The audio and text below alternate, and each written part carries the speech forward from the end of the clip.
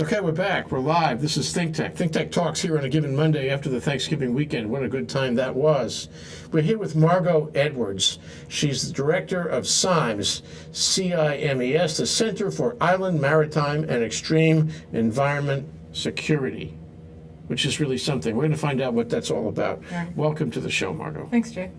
Nice to have you here. Good to be here. Nice to hang out with you. It is. It is. So, maybe 3 weeks ago, you guys rolled out this incredible device at Snug Harbor. Nobody knows what Snug Harbor is, but let's tell them what the rollout was. Let's tell them what the device was, okay? Yeah, the University of Hawaii has a marine center at, I think it's Pier 45 on Sand Island Road. Just before you go over the bridge. That's right. You say off the bridge. Off the bridge. Don't go off the bridge. And that's where we had the demonstration project, and it was a lot of fun. We had I think a lot more actual press people there than we were expecting, so we were very excited. It was a pretty sexy press release, I thought. Kevin Kelly was involved making press releases. Yeah. He's the communications guy, or he's the vice director, or what is he? He's actually the assistant to the vice president for research at the University of Hawaii. Okay, Yeah. all right. Anyway, so there we were along the harbor, and there were the two ships, the research ships, the Kaniloa. The Kaimikai o Kanaloa. Kaimikai o Kanaloa. Right. I once spent a lot of time trying to memorize that. Yeah. And then the Kilamoana. Yeah. Right. Yeah. These are nice research. Oh yeah, the University of Hawaii has wonderful research ships. Yeah, people don't know. They don't know about Snug Harbor, which is really a nice place. It's almost like, it's like a Navy base in its own way. It's got these big ships, and it's got the two bathyspheres. Yeah, the Pisces submersible. The Pisces twins. Yes. Yeah, which are quite remarkable. They're out of another time. They were built many years ago, but there's still a need for manned or womaned bathyspheres. You're preaching to the choir. Yeah, we did a movie about that, actually. Did you? Yeah, About the a year or Pisces? two ago. Yeah, about the Pisces, and what they were working on. And we spent some time in the Kaimikai o Kanaloa. Yeah. I got it right. You did it. You did well. How many people could do that? On the first try, not very many. Anyway, so there the ships were, there the harbor was, there the crowd that was, that Kevin Kelly managed to, attract by his press release. And out from under this bridge affair comes you haven't named it, have you? Well, we call it the Unmanned Port Security Vessel. How about Oscar? Yeah, Fred. So, yeah. We haven't picked a name yet. If you want to spend a little time, you and I can name it here today. Jay. That would be something. Anyway, so it comes out from under this harbor sort of bridge structure, and there it is, and it's looks like 5 or 6 feet long, It's maybe 6 feet long and about 4.5 feet wide. Yeah, it's white.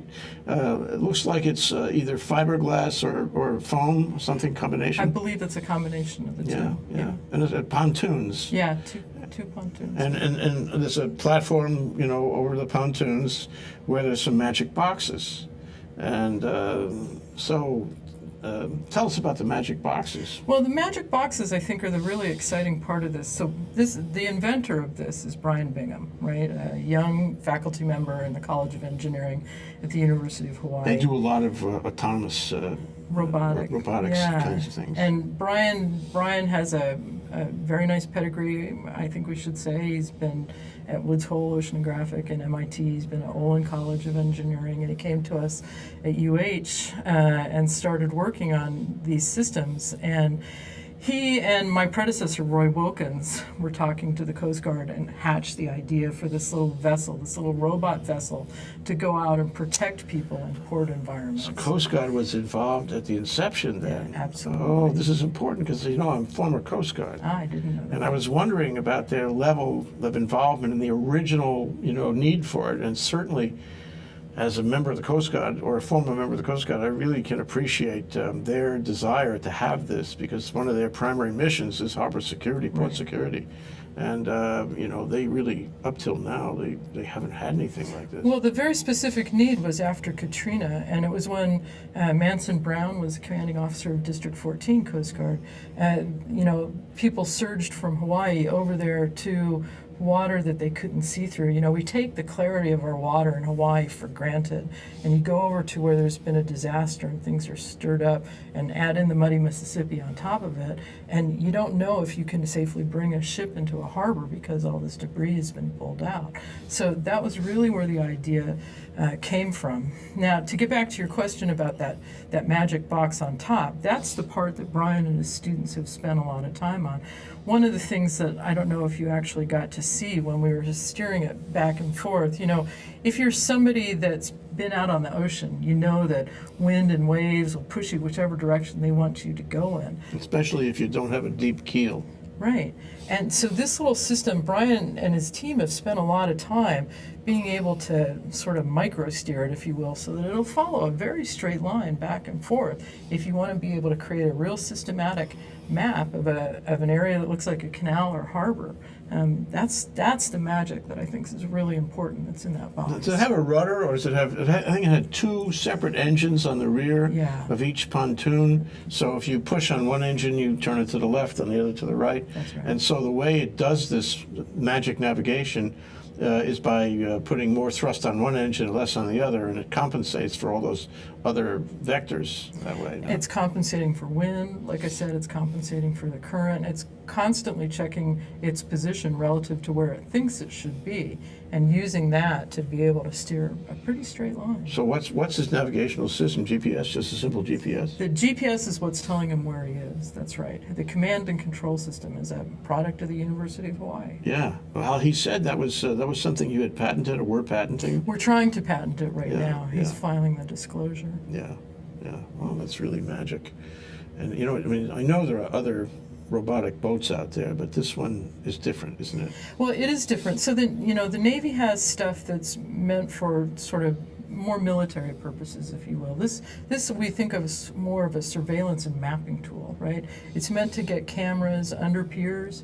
It's meant to get chemical sensors in the water so that, you know, if there's a molasses spill or if there's an oil spill, you can go out there and figure out where it is. It has an underwater sonar system so that you can map the harbor bottom, both in terms of looking at the actual shape of the bottom, but also the texture of things that are on the bottom. And you could put underwater cameras on it. I mean, basically, you could put a whole lot of things on it. One of the things that, as a Coast Guard, you might be interested to know is sometime early in September, we were speaking to some of the folks at Coast Guard District 14, actually Sector Honolulu, and they said, you know, it would be really interesting to have an infrared camera on this so we could see bodies, you know, that we're trying to hide behind you know, a piece of concrete or a metal container. And Brian was able to incorporate that in about a month so that they could see that when we did the big rollout. Oh, wow. So you have many, many, many sensors on this thing. Absolutely, as many as we can think of. So that's hundreds. Well, right now I would say there's tens. Okay. There's tens, but you know what Brian's strategy has been, and I think it's been a smart one, is he doesn't go out necessarily and buy the most expensive, fanciest version of a sensor. He'll buy a sensor to say, yeah, we can do infrared. You know, this is a sensor that costs $1,000, and then if you want to get a better sensor like that, you can bring it and he can plug it in. So whatever you want, you can go out and it's like shop for your own sensor if you like. Right. So, okay, so the sensor is going to have to be waterproof. It's going to have to, you know, avoid corrosion by seawater and all that. Is it going to be, I guess most of them would be below the surface or at the surface? You could do it either way. I mean, you could, he has the capability for you to run sensors above, at, or below the surface. And one of the nice things about the vehicle, because it can go at speeds up to 6 knots, although usually he keeps it around 3 knots, is, you know, that little area. That's like 3 or 4 miles an hour. Right. You think of that little area that we had for Snug Harbor, he was able to map that in, you know, less than a couple of hours. What does map mean? So we call it mowing the lawn. You literally think of when you're mowing the lawn, you go up and you come around and you match. Some people. Yeah, that's how I do it. Isn't that how you do it? You go up and you turn around and you come back. And that's exactly how we try and steer these things, so that you cover the entire harbor. And you know you did. Right. Even though the water itself is moving around, the bottom's not. So you've always got a reference point for what it is that's going on. Okay, so it's mowing the lawn. The sensors are all, operating throughout the trip, or do they turn on and off? You can probably turn them on and off. I think right now what Brian's done is have everything operate pretty much continuously throughout the trip. Okay, and so now the sensor is going to send a signal of some kind to some radio device, real time, and that's going to broadcast it back to the controller person or machine, and that person will have a graph of some kind and be able to look at that one sensor as it's reported through the radio. Right, so right now there's only one sensor, which is the one that creates the map of the seafloor using acoustics that doesn't give us real-time data. A lot of the chemical information comes back over, basically a cell phone connection, right? And it'll plot on the screen. We have stereoscopic cameras, right? So that you can see depth perception, and that information can come back over the communication system in real time. So you can see a lot of what's going on in real time. So when you say the map, which you're only getting a stream of information, a data stream, so to speak. Well, no, I mean, he actually has a map too. So using Google, right? Google Maps, you can plot the points. But the plotting takes place at the controller. Right. The stream of information comes and it tells you what the reading is and where the reading is. Right. And then the map at the controller puts that together on a Google map or whatever. That's right. And then you get some kind of readout on that. That's right. Exciting, graphic even. Well, I mean, that's what you really need, right? You need to, if you're looking for an oil spill, you need to know that you hit it here, right? And not have to go out and send the thing out and then collect it and, 2 hours later, okay, that's where the oil spill was, but by then it's already moved away. Okay. You need to know right away. So you know a lot about the area you're surveying. In real time. In real time. And you could do that for oil, for molasses, am I right about this? For sea floor issues, for any kind of sensor. You could create a map for any kind of sensor. It's the reading and the place, the location, comes back and you put it on the map. That's right. That's really exciting. Yeah. And I suppose you could do more than one map at a time. You could. It just becomes limited by the amount of information that you're trying to throw at the thing. Too much information becomes hard to handle. Yeah. Quickly. As time goes by, you'll fix that. Absolutely. The computers will fix it. You don't have to. So, I mean, this forgive me, I'm very curious about all this. But this is something that, I mean, it's almost like a high school robotics thing. Mm-hmm.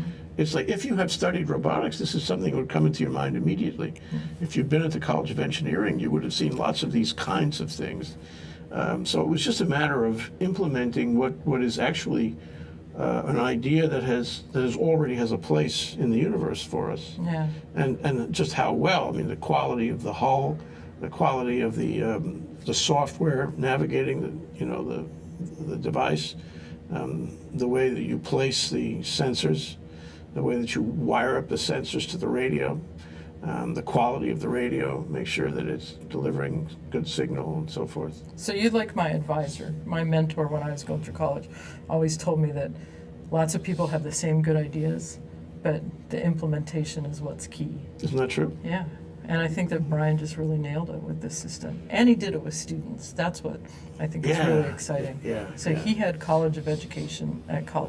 Engineering students with him working on this. That's great. That's a tribute to him. But it sounds like fun too. I mean, if you're going to spend your life doing this kind of thing, it's always fun to have students around. I agree. So what was your involvement? Did you watch him talk to him? I'm the head cheerleader. My job is to sort of go out to Major General Wong, who I know has been on your show. Darryl Wong, great and guy. The Coast Guard and folks at Customs and Border Protection and folks at FEMA, and say, do you guys know about this? We have this really neat piece of technology. In fact, I'm on a plane for San Francisco tonight, and I'm going to be talking to the former CO, Admiral Charlie Ray. I know him. Yeah, over at PAC area to say, maybe we could come over to San Francisco and bring this over and show you. After all, it has the Coast Guard's blessing. It can't be all bad. There you go. Admiral Ray was a real advocate for it when he was here, so he really helped us. That's Margo Edwards. She's the director of CIMES, which could probably be pronounced CIMES or CIMES. It's the Center for Island, Maritime, and Extreme Environment Security. out of UH, out of SOWEST. Is it connected with SOWEST? Yeah, it's actually part of both SOAST and the College of Engineering. I want to talk to you about interdisciplinary after this break. All right. We'll take a short break. This is ThinkTech Talks. I'm Jay Fidell. We'll be right back. We want to thank our underwriters. Hawaiian Electric Company and its affiliates Maui Electric on Maui and Hawaii Electric Light Company on Hawaii Island are deeply committed to the communities they serve. Galen Ho is a senior executive of BAE Systems, a global defense, security, and aerospace company. The High-Tech Development Corporation, the state's leading technology agency, attached to the Department of Business, Economic Development, and Tourism. Castle and Cook Hawaii, with a time-honored legacy that spans more than 160 years and revolves around its mission of investing in Hawaii, creating communities, and providing for the needs of our state. Hawaii Gas, formerly the Gas Company, a proponent of the Liquefied Natural Gas Initiative, helping Hawaii achieve its transition to clean energy and a better energy future. Collateral Analytics, a Hawaii-based tech company empowering the real estate industry with greater and faster access to the tools and data they need to make better informed property investment decisions. I'm Nicole Horry. Thanks so much for joining us on ThinkTech. I'm Maria Kashem. See you next time. Okay, we're back. We're live. I'm Jay Fidell. Here we are on ThinkTech Talks in the 1 to 2 block on a given Monday after Thanksgiving with Margo Edwards, Director of CIMES, the Center for Island Maritime and Extreme Environment Security, which developed this wonderful unmanned port security vessel. Right. If I made that into an acronym, it would be PSV. Right. UPSV. Right. That's got a lot of appeal to it. Anyway, so I want to know about the interdisciplinary aspect of this effort. You know, it really is, you know, to give you my thoughts going forward on it. I mean, it's remarkable that you have this great need, a national need, if you will, from the point of view of the U.S. Coast Guard and harbor security and homeland security and all that. And you guys come up with something that is an obvious good idea, and it works here and it will work elsewhere. We'll talk more about the manufacturing aspect in a little while. But the whole university, or at least a number of elements of the university, were involved. Tell us how that worked and how it works to have that kind of interdisciplinary cooperation. Well, from the outset, what CIMES was established to do was understand the maritime domain environment from basically the atmosphere down to the bottom of the ocean, right?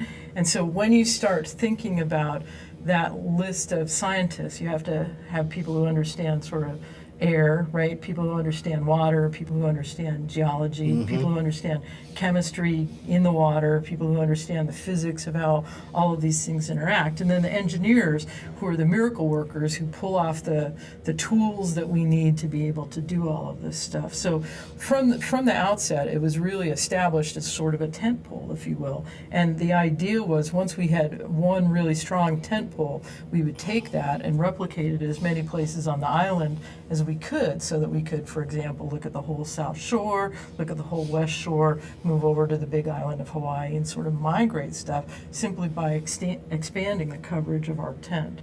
So when you're doing that, you know, basically you're going to SOEST, who's going to be able to help you with the ocean and earth sciences. You're going to the College of Engineering to have the people who are going to be able to build the tools that'll get the data. And it just becomes this pretty neat iterative cycle where we go back and forth to each other. What's your specialty? I'm a geologist. I make the maps of the seafloor. All right, and when we spoke, or when you spoke, I think you spoke at this, you spoke at a restaurant. What was it again? Yeah, P.F. Chang's. P.F. Chang. It was part of the Academy of Science presentation for that month.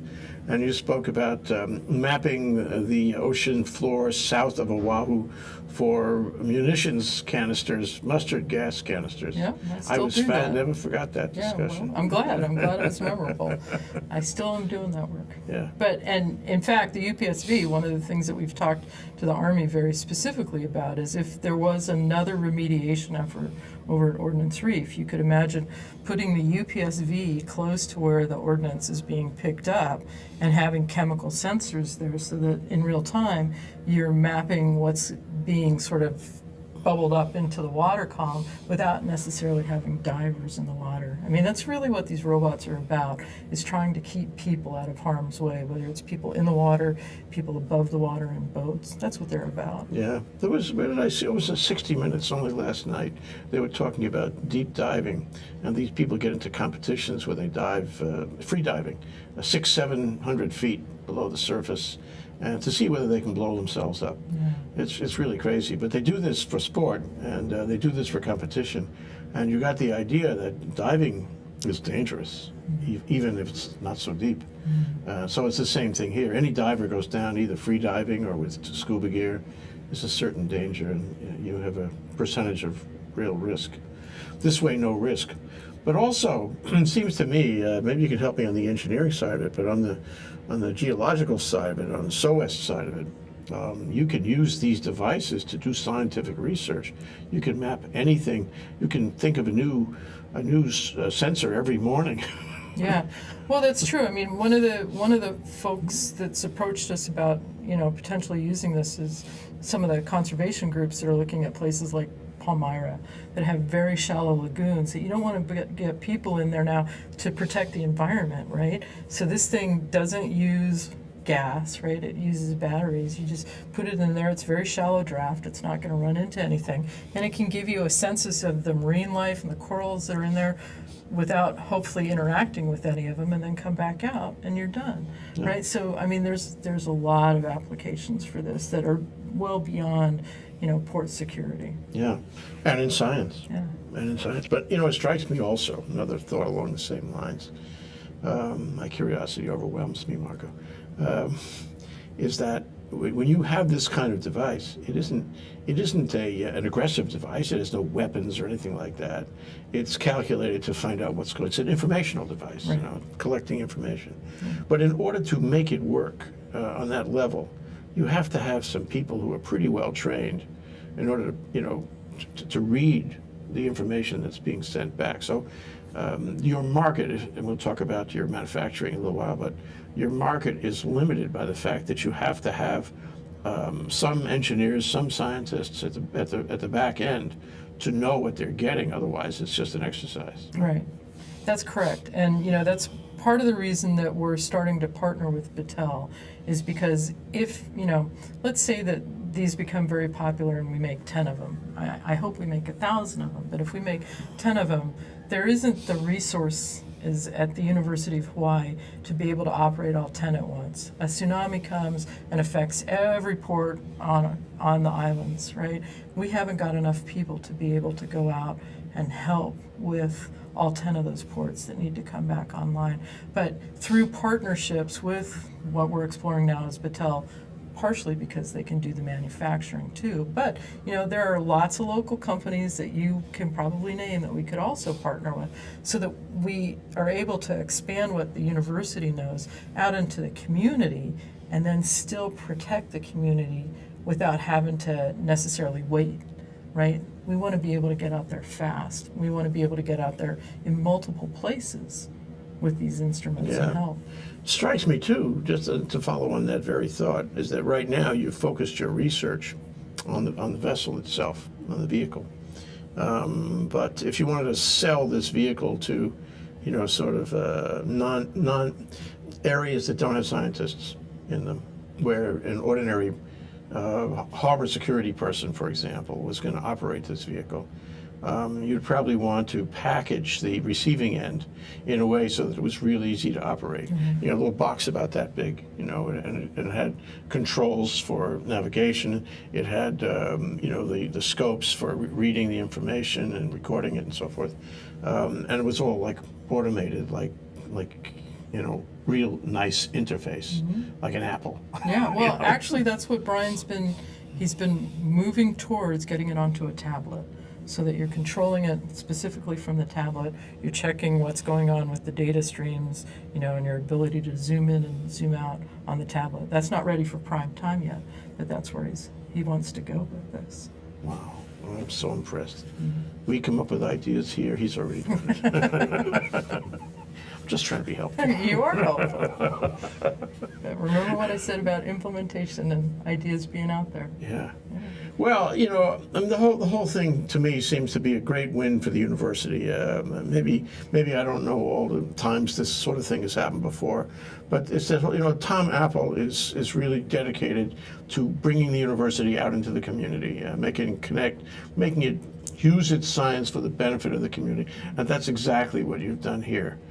This is for the benefit not only of the community here in Hawaii, but elsewhere, maybe the world even. Well, and one of the things that I think is probably going to be our next project, we've been working with General Wong and Ken Kaneshiro, who I know both have been on your show, and you know, potentially they're going to be, you know, tying it into either Iolani School or Alawai Elementary, and let's go out and make a map of the Alawai, and not just, you know, not just what the geology looks like, but let's map the chemistry, you know, let's map the water quality in the Alawai. Let's have a base map so that the next time there is a big rainstorm and it brings something nasty down into the Alawai and we're nervous about it, we can come back out there and we could say, okay, what's the source of this thing? You know, where's the bad stuff coming from? This is the science that you're talking about that I think we could really help the community with at UH. Well, we're an island state, and I think we often forget we're an island state. We live somewhere inside the boundary of the island state. We never look at the ocean, and yet there it is. The university understands that better than the average person, I think. And so we need to understand the borders, the geographic borders, the physical borders of our world. And we have the ability to do that. Now we have to do it. The university becomes more and more important. To me, this is a kind of statement of that. As climate change proceeds, you know, things change and a dynamic all around the. Am I talking too much? No, I actually, it's funny because I was just having this exact same discussion with our vice president last week.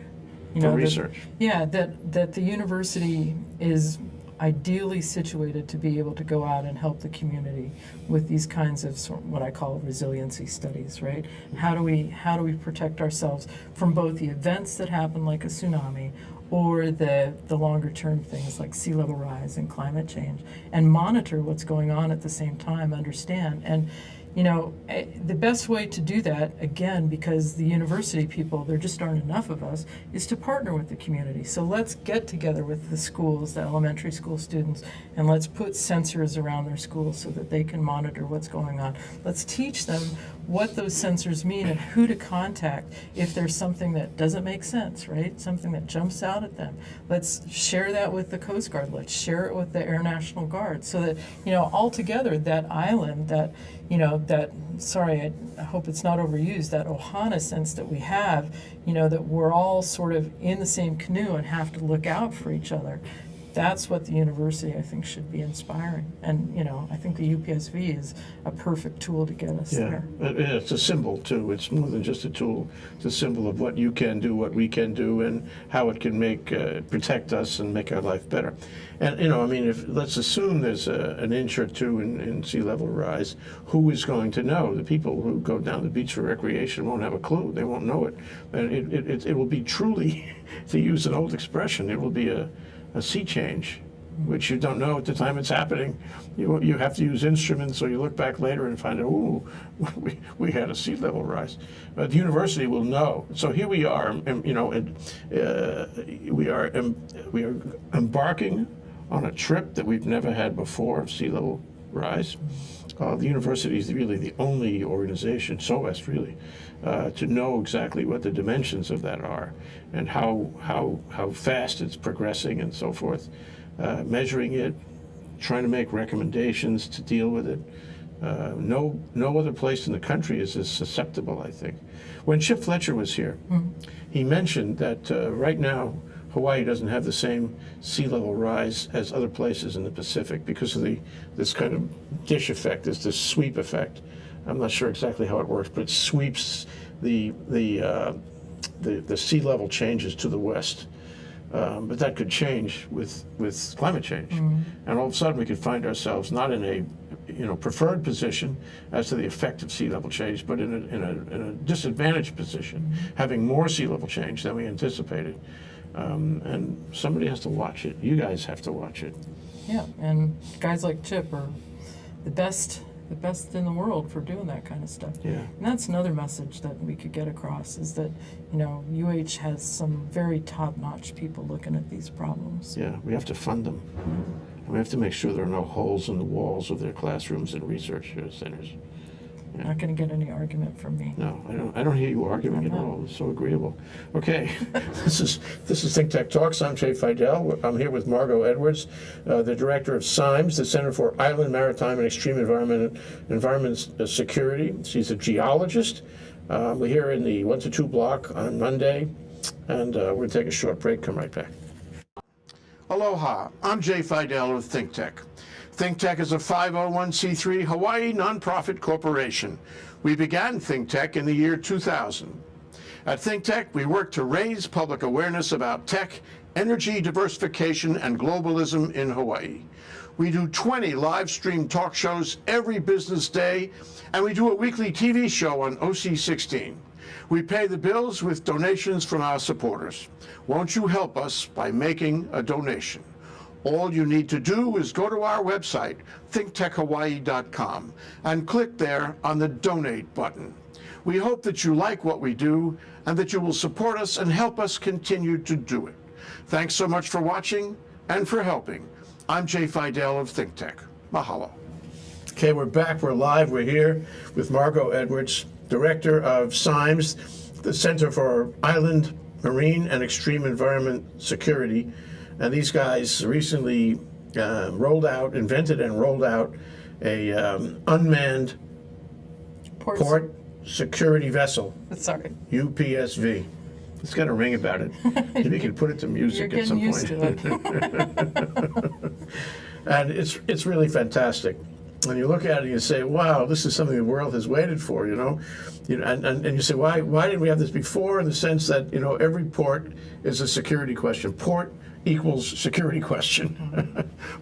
Not only, you know, bad people coming in frogmen gear, but weather, who knows what, chemical spills, who knows what. And we are susceptible to what happens in the port. We have to be careful about the port. That's why the Coast Guard has a port security office. I think they're in Aloha Tower, and they watch very carefully what happens in the port. So when you guys invented this, there was interest. I mean, it came after discussions with the Coast Guard.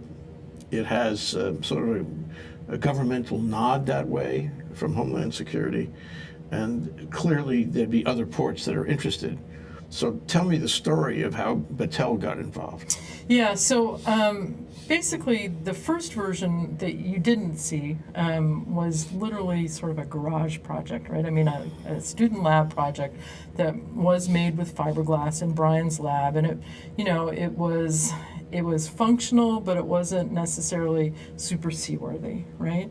And when we started to really believe that this was a great idea, the UH, through Jim Gaines, vice president for research at that time, invested in Brian making a new prototype. And at the same time, Jim said, why don't you go start looking for people that might be able to get you into like a pre-production mode? So we really think that this thing is going to take off. And through that, we got a few phone conferences with Battelle, and then I went to Ohio and visited them and saw their facilities, which are astonishing. And we just started having discussions, and they're looking to get into a market. They own Bluefin Technologies that develops another kind of underwater robot, and they were looking for a surface platform. And so it really was the University of Hawaii saying, you know what, you guys have something here.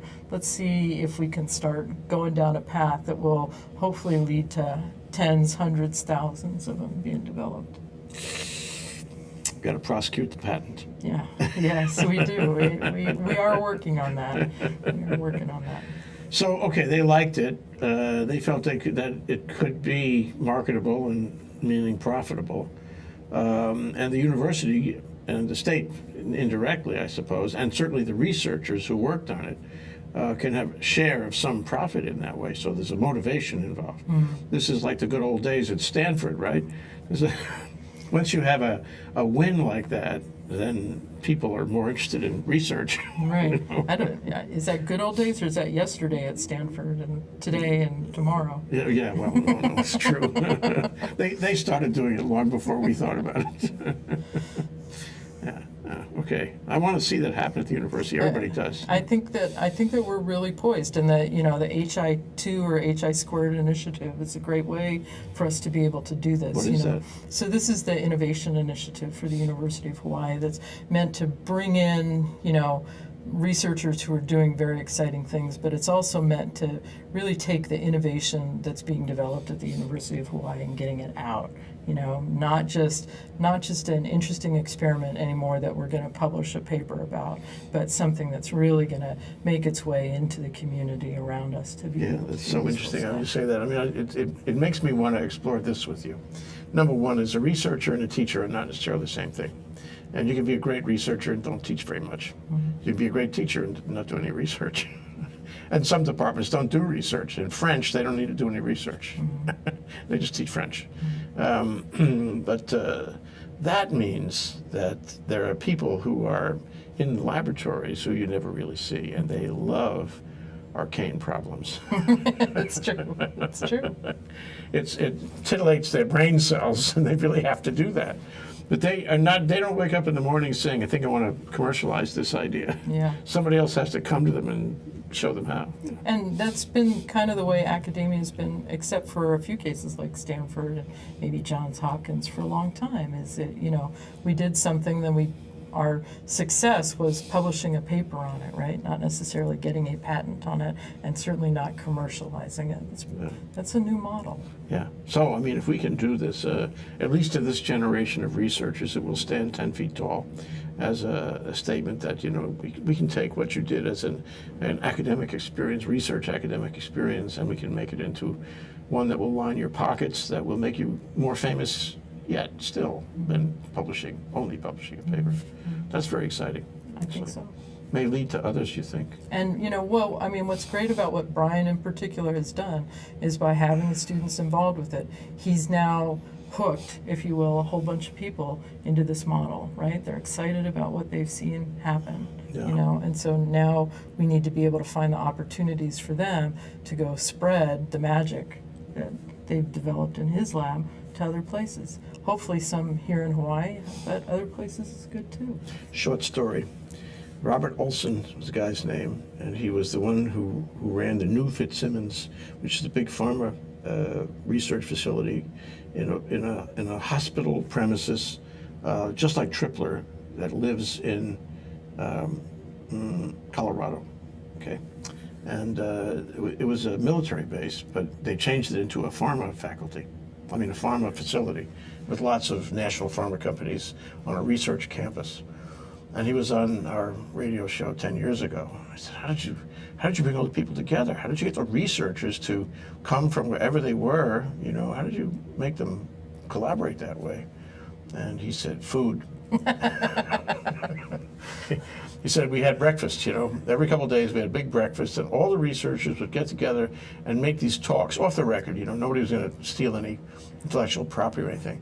And we let them talk to each other, and they loved that more than anything, because a researcher who works quietly, in the back room, doesn't get a chance to express himself and his excitement about his research projects. But if you give him a place to vent his ideas, tell other professionals who can understand what he's talking about, then you're really motivated. And that's what drew all these people, these high quality researchers from all over the country, the ability to have breakfast. Yeah. And I made a T-shirt for him. It said "Breakfast in Kaka'ako." There you go. It's a good idea. I gave one to Ed Cadman. Started up. Anyway, so this is very good to have Battelle manufacture it and go out there, and you can be modest about how many will sell. I think a lot will sell, and I think it'll be way beyond the U.S. This is not a security, rather a classified device or anything. It could become that, but right now it's not. So you could sell it anywhere in the world without any problem. It's funny that you say that because we've had a lot of interest from Finland. We have a partner in Finland, and one of the applications that they brought to us, it turned out when we brought it back to Coast Guard here, they said, yeah, actually that would be good for us. And in Finland, you know, basically once the ice starts thawing for that 2-week period, people fall through, and unfortunately they can get hurt or drown.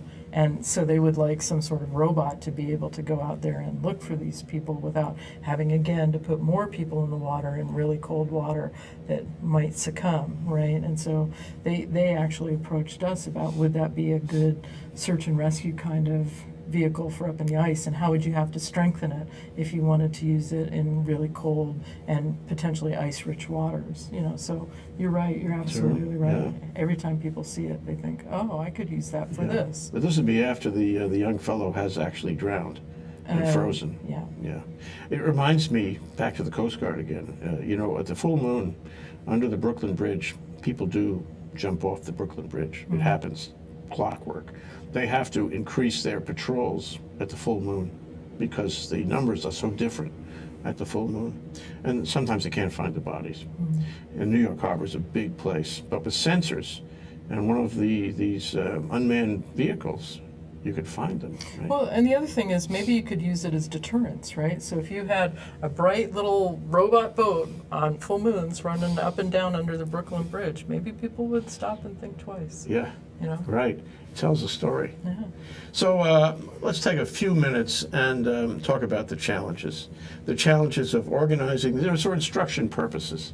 The challenge of organizing, the challenges of getting together with a manufacturer, the challenges of getting it through, you know, whatever gauntlet you had to go through, and how we can learn from that. Well, I would say that the biggest challenge is, you know, not surprisingly, was funding, and, you know, trying to, once the first idea was there, trying to get enough people excited enough about it to say, yeah, we're going to invest in making the next version of that. And that was a hard part, you know, building it, you know, in a local environment, and deadlines are not necessarily conducive to each other. So, you know, one of the things I have to say that I really admired about Brian was that his deadlines were always 2 months in advance of my deadlines, so that, you know, he was testing it and running it through its paces before we would get to the October 15th, 16th. I love that. How smart is that? It's very smart, you know, and so, you know, now the challenge is going to be, you know, proving the market value of the thing and making sure that we convince our potential partners that, you know, this is something that's going to be useful for you. It's going to be a lot of, you know, I think tests running it, like I said, with the Coast Guard and Air National Guard and CBP and FEMA, and saying, you know, here's what it could do, and trying to get people really interested in that. In case they forget, there'll be another storm coming. Sorry.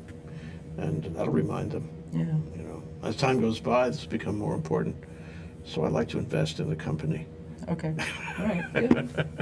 So what about funding? I mean, it's a university research project. You would think that there'd be ample funding for a thing like this. This is, my goodness, it's involved with the national defense, the Homeland Security. Why is there an issue at all about that? Well, I mean, most of the funding that we actually get through the University of Hawaii is through, you know, the peer review process. You know, so the first funding that we got for the unmanned port security vessel was, you know, writing a proposal to Department of Homeland Security, and them saying, yeah, we think that's a good idea, and that's how Brian built his first prototype, and then demonstrating that first prototype and taking it and shopping it around to a whole bunch of places. And, you know, I don't know enough about the University of Hawaii's funding, you know, situation, but typically we don't just go to the president or the vice president for research and say, can we have a bunch of money? Because everybody would be going to that person and saying, can we have a bunch of money? You know, so I think that's the hardest part, is, you know, trying to get through the proverbial valley of death. You've heard of that, I'm sure. No, tell me. Well, I mean, basically what happens is you get a big amount of funding for the instrument right at the beginning, and then if you're successful, you get a big amount of funding and in between you have this valley where you aren't getting any funding. But in the meantime, the development costs for the instrument are almost the opposite of what that valley of funding is. And so, you know, you've developed a prototype, but oh, you should have used an O-ring here, or you should have used this other widget there, and so the cost will incrementally increase and incrementally increase. That it's that difference that I think gets a lot of people worried about investing in a technology. What if we invest in it and suddenly it doesn't pay off? You know, then we've wasted our money. Yeah, we have to improve that system. We definitely do. You know, it reminds me, I was in Fishers, Hawaii a couple of weeks ago, checking out at the checkout stand, and there was a woman behind me with a whole bunch of stationery items. And I said, "What is that? You buying that for yourself? It's too much for any one person." She says, "No, you don't understand. I'm a teacher. And on the weekends, I go out and buy all the things that I need for my class." I said, "You're buying this on your own hook, aren't you?" She said, "Yes, that's what we all do." So when you get to the valley of debts, you have to put in your credit card, what? Well, I mean, that's, in this case, the university put in its credit card and invested in the instrument, and we had the rollout that you see. And now we hope, and we are still working hard to try and get the message out to try and use that thing. The next few operations that we have with the unmanned port security vessel, people should call up. You know, it's going to be on our dime, you know, so that we can prove to people that it's a reliable piece of technology that is something that will be useful to them, you know. So call me. Okay. Well, so this is, you've had an experience here. I mean, it doesn't sound that extraordinary, and yet it is extraordinary because it's successful, and it just, in my view, you just hit it right on the head. You hit it right on the head, and history will carry you forward. I mean, it's got momentum even now before scale manufacture. But query, what does this teach you about doing it again? I mean, where are you? Where are we? Where is the university in terms of doing it again? Well, I think the really important thing that we did right was very early on we engaged the people that we wanted to have use it. And that's a lot of times what happens, I think, at the universities is we have an idea and then we run with it without getting the input from people that we're trying to actually build it for. And in this case, we did it the other way around. So that's one lesson that I think that was really important. And then, you know, the other one was just getting somebody like a Battelle, who's built a lot of these kinds of instruments, to come in and just say something as simple as, you know, well, what about your training manual? What about our training manual? You know, we haven't really, as academics, we don't really think about developing our training manual. Oh, well, we have a template for a training manual that we can send that's to you. very helpful. Yeah, Yeah, absolutely. You know, so those kinds of partnerships early on, I think, really helped us. But it's more than conceptual. I mean, somebody has to get on a plane, go fly, make a trip the way you did, and there always has to be a face to the product. You know, somebody selling it, hawking it, whatnot, wherever in the world that's necessary. And maybe that's a lesson too, that you can't have this connection you describe unless somebody gets up and does it. And sending an email around or a newsletter, it's not enough. That's probably true. Yeah. So. Head cheerleaders are important. Say again? Head cheerleaders are important. Yes, it is. Yes, I know. So what's the next one? Well, actually, we're working on several things right now. Yeah, can you talk about them? Yeah, sure. The the folks over in Kauai High, the liquid robotics guys who have the wave glider, we have a couple of researchers, John Allen and Evan Osal at the University of Hawaii, who've been developing passive acoustic systems, and we're going to try and put passive acoustic systems on wave gliders so we can listen to people who are trying to get into fish places where they shouldn't be fishing in. Just sentinels sitting out in the Pacific Ocean, again, helping the Coast Guard, listening for somebody passing by. Very hard to spot. Those wave gliders, if you paint them dark blue, are almost invisible, you know, right below the ocean surface. So there's a demonstration for that for just the folks that have been working on it this week. That's a very important issue. I saw something in the newspaper, and my memory will be imperfect about this, but it was a researcher, I think on the East Coast, who compared public records with some very simple device and found that in a given area, somebody was fishing 6 times what the legal take was. Mm-hmm. And they did this without standing up. Just some kind of satellite information, who knows what. And so I think as going forward, as the oceans get fished out, and you guys know a lot about that, yeah. You're going to find that these these measuring devices are really critical. Well, that's our next project. Yeah, okay. Will you come and talk about it? Sure. Okay. Let's have some success. After January, I'll talk about it. It's on my calendar. Consider it written down All right. already. Good. That's Margo Edwards, one of my favorite people ever, actually. A scientist, you know. Scientists are different. In so many ways. Director of CIMES, the Center for Island, Maritime, and Extreme Environment Security, making Hawaii a better place, making UH a better school.